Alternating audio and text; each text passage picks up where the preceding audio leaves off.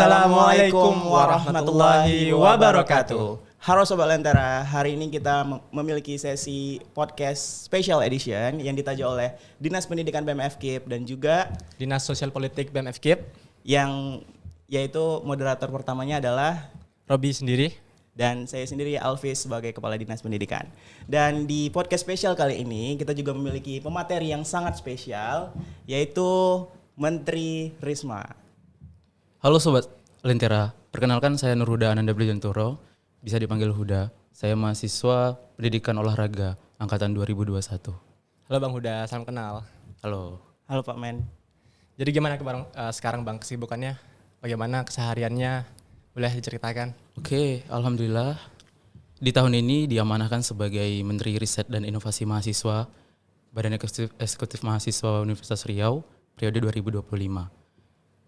Seru, juga menantang, tapi tetap harus dijalankan dengan lapang dada. Harus kuat-kuatkan pundak, istilahnya seperti itu. Masya Allah, ya. Itu juga yang ditanamkan beliau kepada saya. Masya Allah, mantap. Jadi fun fact juga Bang Uda ini sebelumnya adalah Kepala Dinas Pendidikan BEM FKIP. Dan tahun ini dia naik level gitu, jadi Menteri Risma. Oke, sebelum masuk ke pembahasan mungkin kita boleh tes sound dulu ya. Podcast Edu lah. Edukasi Lentera.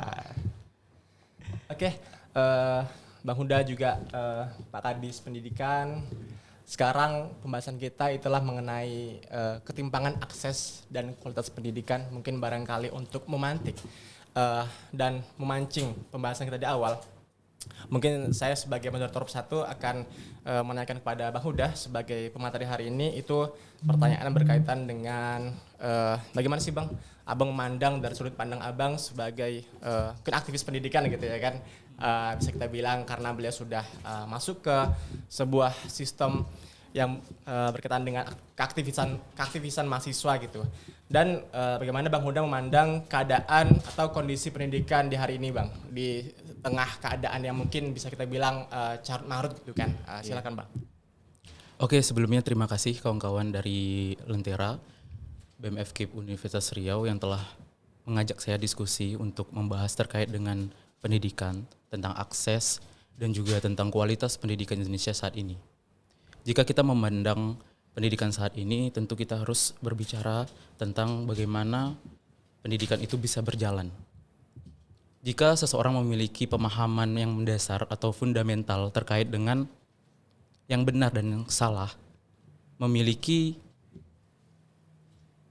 pemikiran dan keyakinan penuh untuk bisa memperbaiki diri dan bertahan untuk berjuang, maka mereka dapat memutus rantai lingkungan yang negatif.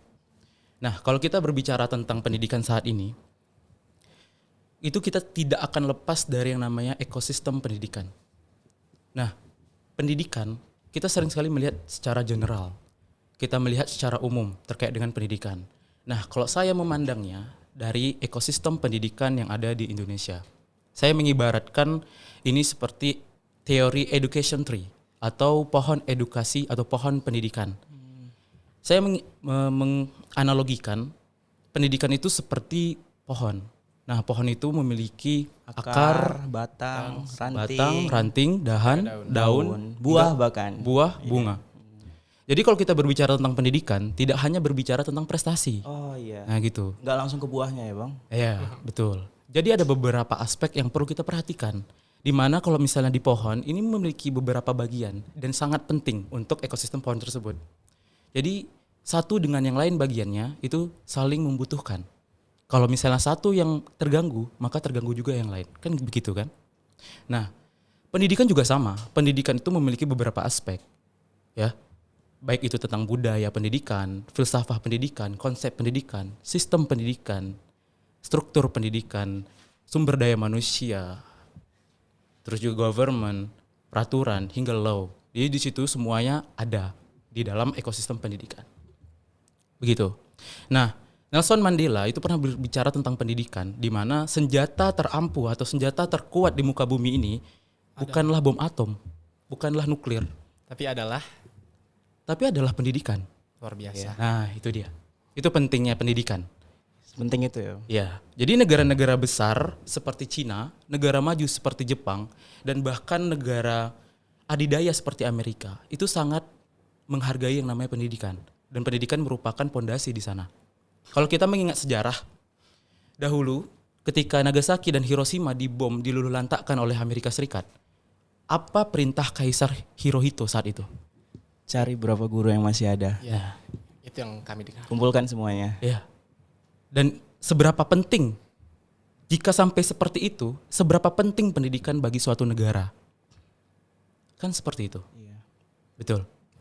Nah, jadi jika ditanya apakah dan bagaimana kualitas pendidikan Indonesia, apakah sudah baik, apakah belum baik? Nah, saya tidak akan bisa menjawab sekarang secara konkret apakah sudah baik apa belum. Tapi silahkan Sobat Lentera yang membahas dan menyimpulkan apakah Indonesia ini sudah memiliki kualitas pendidikan yang sudah baik. Begitu. Nah, mungkin saya bisa membacakan sedikit data dari tingkat pendidikan masyarakat Indonesia di tahun 2024 melalui Good Stats dengan jumlah penduduk saat itu 284,4 juta. Nah, di mana penduduk yang tidak sekolah itu 1/4 dari jumlah penduduk Indonesia saat itu, yaitu 24,3% atau setara dengan 69,1 juta. Dari sini udah tergambar ya bagaimana kualitas pendidikan Indonesia. Iya. Kita lihat aja dari tingkat pendidikannya, masyarakatnya. Kemudian yang tidak lulus SD itu 10,65% atau setara 30,3 juta. Dari total keseluruhan Bang ya. Ya, itu udah hitungannya keseluruhan. Oke, kita melangkah ke SMA. Itu 21,51% atau 61,51 juta. Nah, sekarang kita sedang berkuliah strata 1 atau sarjana. Nah, untuk datanya itu 4,78% atau 13,6 juta. Dan itu lebih rendah dari semuanya tadi Bang bilang ya. Jadi begini, kalau kita komparasi dengan beberapa negara besar, contoh India. India itu setiap tahunnya menghasilkan lulusan doktoral S3 itu 29.000 per tahun. Dan bahkan lebih luar biasanya lagi, Cina itu menghasilkan 3,5 juta lulusan doktoral S3 ya Bang? S3 setiap tahunnya. Pendidikan Nah, tertinggi. bagaimana Indonesia? Menurut data tahun 2024 ini, 0,02% dari jumlah masyarakat Indonesia. Bahkan masih di bawah 1% Bang ya. Nah itu Jauh banget. 69.000 secara keseluruhan.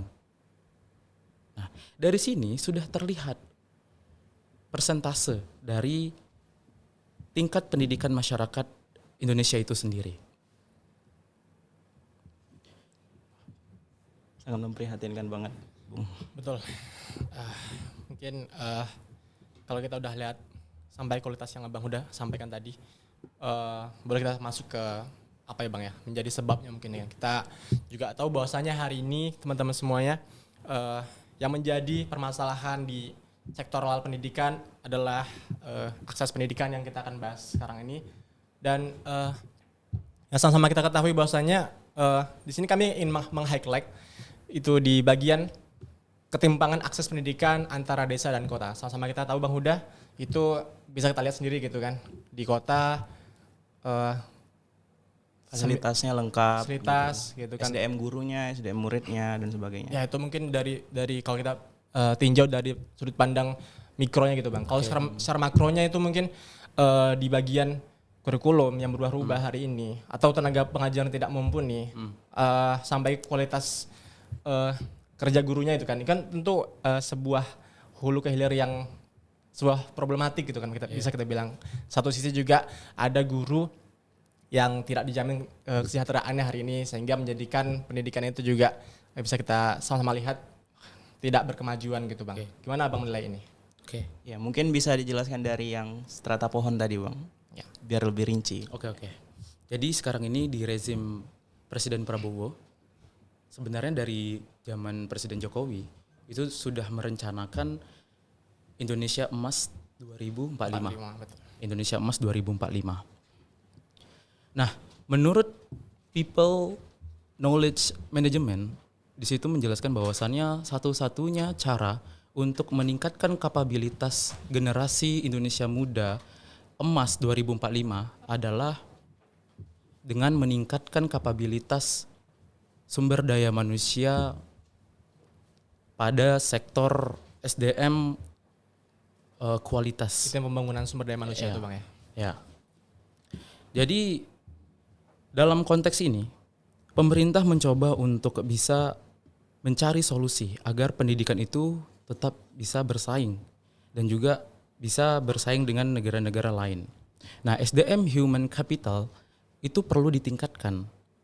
Apabila SDM human capital ini kita tingkatkan, maka pembangunan manusia itu juga akan meningkat dan secara otomatis itu juga dapat mempengaruhi PDB bangsa Indonesia 2045. Namun, apakah di tahun 2045 itu generasi bisa bersaing, sanggup begitu? Nah, generasi apa coba yang di tahun 2045? Gen Z, Gen Alpha. Gen Z masih hidup, ya kan? Ya, Gen Z, Alpha. Gen Alpha yang menghadapi mungkin anak-anak kita nanti Ya, yang menghadapi anak-anak itu, kita nanti. ya kan? Nah, apabila generasi Alpha ini di tahun 2045 masih merasakan apa yang kita rasakan saat ini, sistem pendidikan yang masih inklusif, guru masih menjerit untuk makan, siswa masih sulit dan bertaruh nyawa untuk mendapatkan pendidikan. Dan kurikulum hari ini kita sama-sama tahu berubah-ubah emang. Nah, Berubah-ubah. Contohnya di sini yang terbaru kan Bang. Itu saya juga ada mengkaji soal isu itu kan. Terkait isu wacana ada kembali ke zaman ini Bang. Kemarin kan udah masuk ke jurusan apa namanya kalau di SMA itu. Dia yang tadinya IPA IPS. IPS. Kembali ke kurikulum Merdeka, nggak ada IPA IPS lagi. Iya. Sekarang mau kembali ke sana lagi. Iya. mau kembali ke sana lagi. Ya, itulah. Itu yang saya sebutkan tadi, pendidikan yang masih inklusif, masih dinamis, berubah-ubah kayak gitu. Iya. Nah, bisa jadi di tahun 2045 masyarakat Indonesia akan mendapatkan bucket size atau dalam artian hanya segelintir orang saja yang menikmati bagaimana majunya di tahun 2045. Saya yakin 2045 akan tercapai. Tapi apakah di 2045 itu mencerdaskan kehidupan bangsa, Yang pemerataan pendidikan di Indonesia di seluruh masyarakat itu bisa tercapai? Ya, itu yang kita pertanyakan. Iya. Seberapa laju saat ini Indonesia menuju ke sana? Nah, bagaimana aspek pendidikan diperhatikan? Itu yang perlu kita kawal sama-sama. Gitu. Dari kemarin kebijakan efisiensi anggaran saja itu sudah memberatkan sektor pendidikan. Betul Bang. Nah, Sangat-sangat. iya. Kemarin kami di BEM Universitas melalui program Biru Langit Research, di situ kami membahas tentang bagaimana kesejahteraan guru dan rekrutmen guru terkait dengan hasil kebijakan pemerintah tersebut. Dan hasilnya itu mendapatkan data bahwasannya 400 dari 800 calon guru PPG harus berhenti. 50% ya Bang? Ya, dan beberapa rekan-rekan guru juga itu juga dirumahkan. Wah. Guru-guru honorer. Itu sudah berjalan Bang ya? Sudah berjalan, sudah sekitar 1 bulan lalu sudah banyak yang dirumahkan, diberhentikan begitu. Ya bukan kalau memang masih dalam tahap seleksi mungkin masih mending Bang ya. Iya, betul. Dan kalau kita mencermati pendidikan ini, kita juga harus mencermati pendidikan ini dari ruang lingkup terkecil, yaitu pendidikan dari keluarga. Keluarga dulu. Nah, itu dia. Itu akarnya ya Bang? Iya, betul. Karena gini, beberapa tokoh di Indonesia, tokoh pendidikan, tokoh sastrawan, sejarawan, itu memiliki latar belakang keluarga yang memiliki pendidikan yang cukup baik, rata-rata. S1, S2, S3 orang tuanya. Iya. Iya. Tapi saya berpikir, pola pikir itu lebih penting daripada kata pintar. Pola pikir itu berasal dari lingkungan. Lingkungan itu yang mempengaruhi. Sehingga saya melihat di situ ada pembagian. Bagaimana lingkungan yang baik akan menciptakan pola pikir yang baik. Tapi bagaimana lingkungan yang buruk akan menciptakan pola pikir yang buruk pula gitu. Tapi kita sebagai anak nggak bisa memilih gitu. Kita lahir di Gimana? orang latar belakang daerah mana? iya, keluarga yang cukup kah atau keluarga yang berpendidikan kah, kita tidak bisa gitu. Makanya perlu adanya disrupsi sekolah di situ untuk mengintervensi Kesejahteraan. pendidikan kesejahteraan anak-anak. Betul. Itulah peran pentingnya sekolah. Seharusnya sekolah bisa menjadi tempat atau lingkungan yang baik dan sehat untuk anak-anak bisa berkembang, memiliki Perspektif pemikiran, yang lain. pemikiran yang kritis dan lain sebagainya macamnya. Iya. Cuma fenomena yang saat ini terjadi, anak-anak yang memiliki pemikiran yang kritis itu sangat kurang, sangat kurang. Atau bahkan kabar buruknya juga orang kritis dianggap dimusuhin gitu Bang. Iya. Bang simpel kita presentasi di kelas pasti dimusuhin gitu. Dianggap caper lah. Dianggap caper. Cari nilai ke dosen lah. Anomali. Iya tuh. Iya. Itu jadi dari strata terkecil gitu, dari SD, SMP, SMA. Nah, itu Saat dia. kamu memiliki kemampuan lebih atau ingin bertanya atau sebagainya, itu dianggap berbeda gitu Bang. Iya, jadi diperhatikan bagaimana sekolah bisa mendidik anak-anaknya. Nah, di situ juga ada bagaimana guru bisa sejahtera. Ya istilahnya kalau saya analogikan seperti ayam dan telur, chicken dan egg gitu ya. Di mana guru bisa memiliki kualitas yang bagus dengan gaji yang cukup. Tapi yang terjadi banyak sekali guru-guru yang sulit.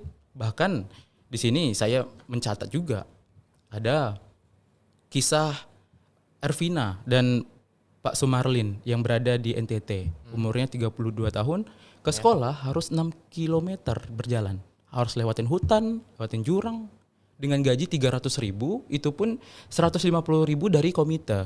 Diambilnya sekali 3 bulan. Ya, kita nggak mau kan, kayak kemarin di Kalimantan Utara, itu ada murid menyampaikan surat terbuka untuk Bapak Presiden Prabowo untuk meminta akses, fasilitas pendidikan, jalan, kesehatan. Kenapa? Karena sekolah mereka ya cuma ada 3 gubuk. Saya sudah lihat itu di SD Negeri 001 Krayan dan SD Negeri 005 Krayan Timur di Kalimantan Utara, di perbatasan. Ya 3T ya. Ya. Jadi kalau selama kita berbicara tentang masih ada 3T, berarti pemerataan itu belum ada. Kayak gitu. Nah, di sana itu mereka sampai anak siswa itu bilang kalau misalnya orang-orang kota melihat kami itu seperti sudah di kandang hewan. Gitu. Ya memang seperti itu gitu. Nah, pengalaman juga jangan jauh-jauh ke sana. Di Langgam, di Kelurahan Langgam, Kabupaten Pelalawan, Provinsi Riau. Kemarin ada juga viral. Sekolah berserak, berantakan. Tahu isi dalam TK Pembina Tengah. Berserak apanya tuh Bang? Ah, ada yang tahu nggak? Iya, saya udah tahu. Itu berita viral Bang. Alat isap narkoba dalamnya. Astagfirullahaladzim. Fasilitas apa dihancurin gitu. Miras. Itu. Ini sumber daya manusia. Gitu.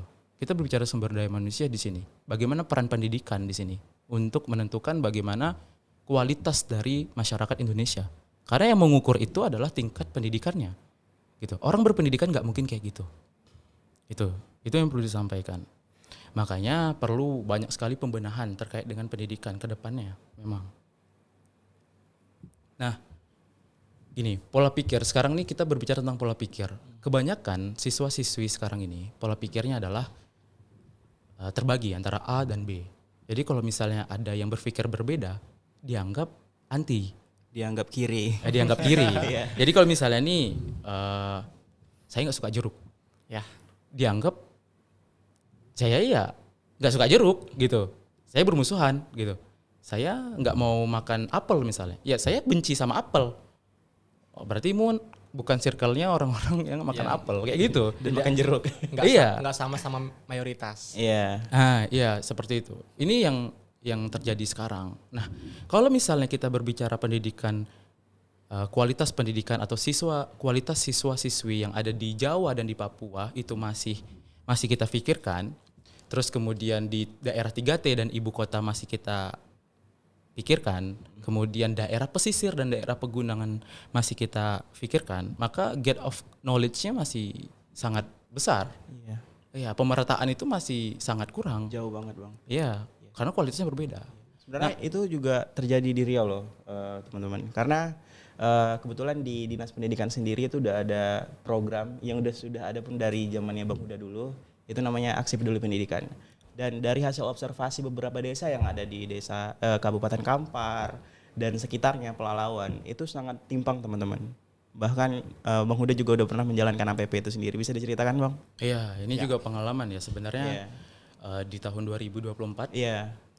ya saya sendiri itu melaksanakan kuliah kerja nyata di sana. Nah, jadi sebelum di aksi peduli pendidikan, kemudian peningkatan kapasitas organisasi mahasiswa, PPK Ormawa gitu ya.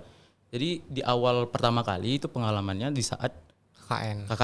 Nah, jadi KKN itu kami ke desa namanya Desa Kuala Tolam. Kuala Tolam itu di mana Bang? Kuala Tolam di Kecamatan Pelalawan, Kabupaten Pelalawan. Oh. Nah, jadi ketika KKN di sana ya kami cuma lihat ada 2 dusun. Dusun Tolam Barat dan Tolam Timur. Kami nggak nampak itu ada dusun ketiga. Katanya ada 3 dusun. Setelah kami tanya, ternyata dusun yang ketiga itu Pekantua. Itu terletak kurang lebih 40 km Jauh dari dusun 1 dan dusun 2, Tolam Barat dan Tolam Timur. Itu emang terpisah secara geografis Bang ya? Iya. Secara geografisnya terpisah. Saking jauhnya sampai nggak dianggap ya Bang? Nah, seperti itu. Nah, akses. Iya, akses tadi ya. Akses ini sangat sulit. Cuma ada 2 jalur. Pertama jalur sungai dan jalur darat. Jalur darat pun kita harus masuk hutan gambut. Wah. Jadi kalau hutan gambut itu kan kalau istilahnya hujan, Iya. kalau banjir basah dia Ya, masuk. banjir. Iya. Ya. Jadi kalau kita bawa motor ya bakal masuk gitu. Jadi kejadian unik saat itu kami ada agenda ke Pekantua saat itu. Jadi kami 2 motor, satu motor trail, Iya. kami pakai motor Supra. Oh iya. Nah, jadi kami kan nggak tahu medannya gimana. Iya. Jadi gas aja lah kayak gitu kan. Pergilah kami ke sana. Di tengah jalan harusnya kan lampu itu menyorot ke jalan. Ah. Tapi sepanjang perjalanan lampu itu menyorot ke atas langit. Kenapa gitu Bang? Oh. Masuk bannya. Sesulit Iya, itu. Iya. Jadi memang kalau misalnya hujan itu nggak bisa dilewatin. Iya. Nah, jadi gimana pun kondisinya nggak bisa dilewatin, harus lewat jalur sungai. Sungai pun banjir pasti ya Bang? Ah, sungai pun meluap kan gitu. Iya. Ah, itu kami dorong akhirnya sampailah di Pekantua itu. Di Pekantua itu ada SD dan SMP. SD 008 Pekantua sama SMP 5 Pelalawan. Ini saya sebutkan. Jadi di saat kami berada di sana, ya itu saya katakan kondisi sekolahnya kaget karena belum pernah melihat situasi sekolah yang separah itu sebelumnya secara langsung. Ya kalau di media udah banyak ya. Iya, media udah banyak. Nah, saat kami di SD itu konstruksinya panggung. Nah, jadi ada papan semuanya, lantainya papan, dindingnya papan, bolong-bolong semua, ya. Dan Papan tulisnya Bang? papan tulisnya Kapur. ala kadar aja. Masih kapur Bang atau? Masih kapur atau? Udah spidol, spidol. sudah spidol. Cuma kayak gini, di lingkungan sekolah itu Hah? banyak sekali kotoran kambing, sapi. Wah. Nah, jadi bisa dibayangkan bagaimana siswa-siswi itu sekolah Nggak nyaman ya Bang? ya Betul. berdampingan dengan kotoran-kotoran itu. Saat kami di dalam pun ya nggak layak, atapnya bolong, semuanya bolong, Bocor dong Bang? bocor. Wah. Kemudian setelah itu kami coba untuk pindah ke SMP, SMP 5. Ketika kami di sana, ya kondisinya sebenarnya konstruksinya lebih bagus karena terbuat dari tembok dan ubin. Oh, udah ubin ya Bang? Ya, cuma ya seperti kondisi pasca gempa. Oh. Itu kawan-kawan dari APP kemarin aksi peduli pendidikan BMFK 2024 itu ada dokumentasinya. Sudah kami up juga di media sosial. Kondisinya itu memang parah. Jalan tuh bisa jalan, cuma kita melangkah-langkah, melompat-lompat. Bayangkan kita jalan di lorong melompat-lompat. Wah. Separah apa coba? Itulah ketimpangnya ya Bang ya? Ah. Gak usah jauh-jauh bicara di daerah jauh, daerah Ya, kita juga diganti. begitu. Banyak. Iya. Nah makanya selagi kita masih berbicara tentang tempat tertinggal, terdepan, terluar, berarti pemerataan belum ada. Kan begitu. Ya kita tahu secara geografis kita punya wilayah yang luas. Betul. Tapi bagaimanapun kita mau punya undang-undang mencerdaskan Kehidupan bangsa. kehidupan bangsa. Sebuah cita-cita negara yang mulia ya Bang ya? Iya, jangan sampai lagi sampai surat-surat terbuka harus disampaikan oleh siswa dengan menahan tangis. Ya. Kayak nggak etis aja ya Bang? Iya. Kemarin di Sulawesi Tengah siswa SMP nyebrang untuk sekolah, naik sampan. Sampannya pecah di tengah sungai. Akhirnya tenggelam. Wah. Ada videonya, teriak-teriak anak-anak itu. Nah, itu nggak selamat Bang atau selamat? selamat. Selamat. Cuma dari situ kan bertaruh nyawa mereka untuk mendapatkan pendidikan. Ya. Iya. Jauh kita geser ke Papua bagaimana? Harus berjalan 2 jam melintasi pegunungan untuk mendapatkan pendidikan. Kemarin OPM bagaimana? Wah, Ada video amatir dari salah satu guru PPG saat itu lagi penempatan di salah satu sekolah mendapatkan serangan dari OPM. Apa katanya? Anak-anak menunduk semuanya. Anak-anak menunduk semuanya. Jangan tembak anak-anak katanya. Terbaik. Ibu guru kata anak-anaknya. Bagaimana perjuangan guru-guru di sana? Udah seperti berperang nih. Nah, sampai sekarang kita masih membicarakan bagaimana kesejahteraan guru. Kita calon-calon guru nanti. iya. Kita yang akan menghadapi beratnya tantangan menjadi seorang guru. Kalau saya sering bilang sudah menjadi guru saja berat, kenaikan UKT kemarin, mau jadi guru pun berat. Nah, istilahnya seperti itu. Masuk kuliahnya berat, oke. Iya, seperti itu. Jadi kalau misalnya pendidikan di Papua dan pendidikan di Jawa masih dibandingkan, berarti get knowledge-nya masih besar. Jadi saya tidak perlu bilang kalau misalnya kualitas pendidikan di Indonesia itu sudah baik atau buruk. Teman-teman bisa menyimpulkan sendiri bagaimana. Iya, masih Sobat Jawa, Lentera bisa menyimpulkan sendiri bagaimana. masih Jawa Sentral ya, Bung. Ya, gitulah masih seperti zaman-zaman Orde Baru. Iya. Itu sekolah dasar loh. Kalau dibandingkan universitasnya pun juga udah lumayan jauh juga, Bung. Ya, pada. Ya itu. Jadi misalnya teknologi. Bagaimana teknologi itu bisa masuk ke daerah? Bagaimana sekolah-sekolah di daerah bisa menerapkan teknologi, baik itu dari jejaring wifi, Iya, iya. internet, komputer dan lain-lain. Bagaimana kalau misalnya sumber daya manusianya saja tidak siap gitu. Manusianya aja tidak siap sumber dayanya. Bagaimana mereka bisa menerima teknologi? Kaget. Mereka tidak bisa gitu menggunakan itu di daerah itu. Kesejahteraan guru itu bukan tentang bagaimana mereka mendapatkan haknya berupa gaji, ya, tapi tentang bagaimana mereka dapat kemudahan untuk meraih kompetensi mereka, meningkatkan kompetensi mereka. Kebanyakan guru-guru dipaksa. Di lingkungan kita mungkin di daerah kota ya baik-baik saja mungkin, ya. Tapi kalau agak geser sedikit ke daerah, Kampar, Pelalawan. ya kalau Atau rumbai dikit ke sana. Iya, rumbai dikit ke sana. Itu ya, udah Iya. kalau di kentara kali perbedaannya, ketimpangannya. Kebetulan kami juga udah pernah, Bang, observasi ke daerah sana. Coba ceritain sedikit dong, Pak Robi. daerah mana tuh? Jadi kemarin ke Rumbai Barat ya. Ah, Ke Rumbai Barat itu coba main-main ke sana kan Bang, karena buat bahan kajian isu juga. Iya. Itu rencana kami mau tujukan kepada Wali Kota Pekanbaru bahwasanya ya harusnya mereka tahu lah gitu kan. Sudah semestinya mereka tahu. Cuman kita ingin membawa itu ke kalau bisa audiensi sampai audiensi gitu kan ke mereka. Dan di sana tuh keadaannya ya kita bisa lihat lantai yang pecah. Itu sekolah Pekanbaru loh, Bang. Masih Rumbai Barat kan masih Pekanbaru. iya. Nah, terus meja masih Hancur-hancuran. hancur-hancuran, kursi ya masih tak sama yang di sini-sini. Jadi Jauh banget, Bang. Abang tahu kursi untuk kondangan nggak? Oh, Tapi yang ini udah dipakai 20 tahun Ah, dan itu kursi gurunya. 20 tahun. Kayak udah kusang banget gitu. Itu kursi gurunya, Bang. terus dindingnya udah kupas-kupas Iya. gitu Bang. Kemarin kami tanya kan ke gurunya, ini terakhir kapan pembangunannya Bu? Ada ya, gedung baru. Cuman yang lain ini entah kapan Dek katanya mau di pembaharuan gitu lah istilahnya.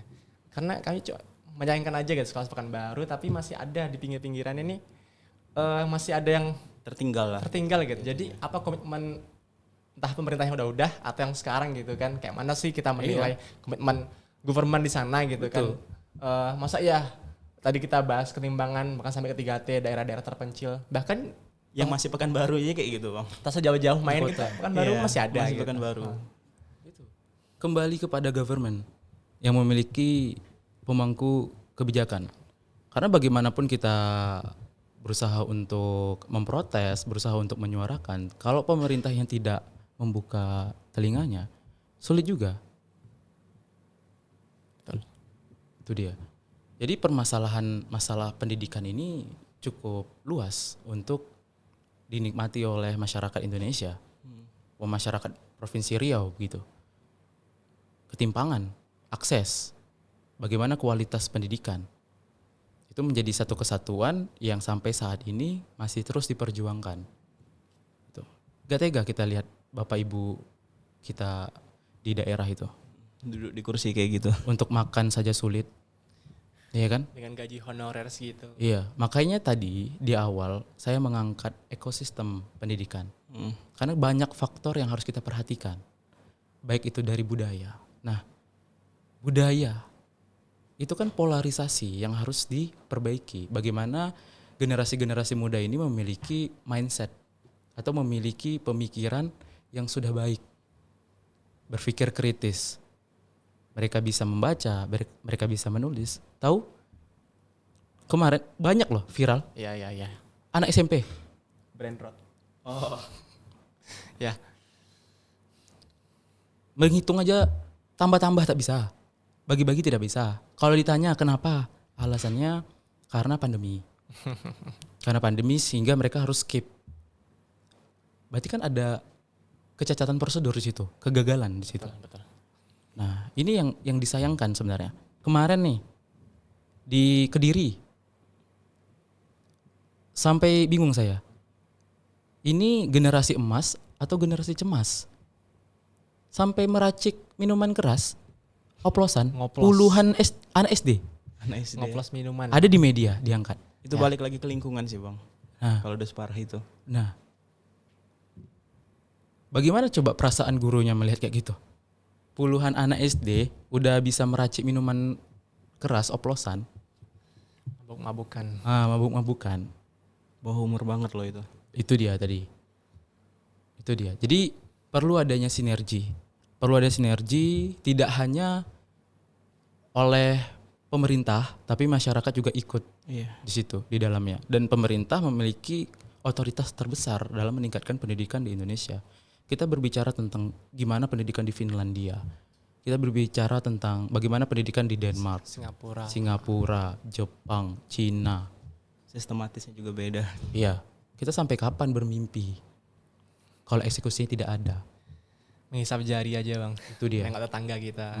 Budaya, Maju gitu. budaya buruk terus dipelihara. Budaya korupsi dari bawah sampai ke atas. Bagaimana mau berkembang? Itu dia. Tapi kita sebagai salah satu agent of change, kita kan calon guru semua nih. Ya. Nah jadi kita karena sudah tahu gitu gimana keadaan di lapangan atau sebagainya. Segala macam permasalahannya Iya. juga gitu bang. Udah pernah baca ini nggak? Buku pendidikan kaum Tertindas. Iya. Oh udah bang, kebetulan. ya. Di situ kan Paulo Freire Iya Paulo Freire. di situ menyampaikan bahwasannya ada teori atau istilahnya hipotesa terkait dengan education bank, Education bank. sistem bank. Jadi pendidikan itu ada pendidikan yang penindas dan yang tertindas, Iya. gitu. Kaum tertindas. Kaum tertindas. Kaum elit dan kaum. Istilahnya beliau menyampaikan pendidikan itu masih konvensional dan tradisional, di mana hanya guru yang menyampaikan materi. Jadi istilahnya guru itu seperti nasabah, seperti siswa itu tabungan. Iya. Nah, jadi dia menabung, Star. ya masukin ya satu sisi aja. Guru sentris. Syukur-syukur kalau masuk. Nah, itu dia. Dan Syukur juga kalau masuk. kalau ngomongin buku itu bang, itu mungkin kayaknya ada relate lah juga lah dengan di Indonesia. Karena kan di di era itu orang yang bisa ikut ngevote itu orang yang pandai baca.